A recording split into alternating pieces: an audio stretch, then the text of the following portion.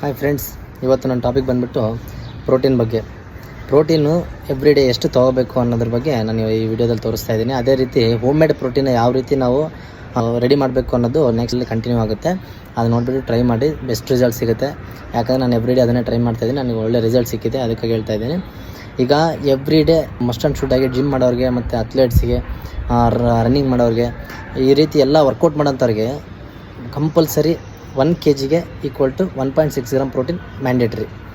ಆ ರೀತಿ ನೀವು ಡೈಲಿ ಲೈಫಲ್ಲಿ ಕನ್ಸ್ಯೂಮ್ ಮಾಡ್ತಾ ಹೋಗ್ತಾ ಇದ್ದರೆ ವಂಡರ್ಫುಲ್ ರಿಸಲ್ಟ್ ಸಿಗುತ್ತೆ.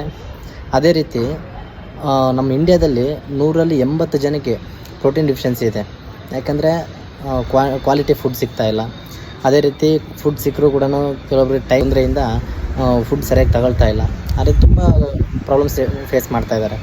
ಈಗ ವರ್ಕೌಟ್ ಮಾಡೋಂಥವ್ರು ಬಾಡಿ ನನಗೆ ಬಿಲ್ಡ್ ಆಗ್ತಾಯಿಲ್ಲ, ನನಗೆ ಮಸಲ್ ಗ್ರೋತ್ ಆಗ್ತಾಯಿಲ್ಲ ಅಂತ ಯಾವುದೇ ರೀತಿ ನಿಮ್ಗೆ ಏನಕ್ಕೆ ಆಗ್ತಾಯಿಲ್ಲ ಅಂತಂದರೆ ಪ್ರೋಟೀನ್ ಡಿಫಿಷಿಯನ್ಸಿಯಿಂದ ನಿಮಗೆ ಅದು ಗ್ರೋತ್ ಆಗ್ತಾ ಇರಲ್ಲ.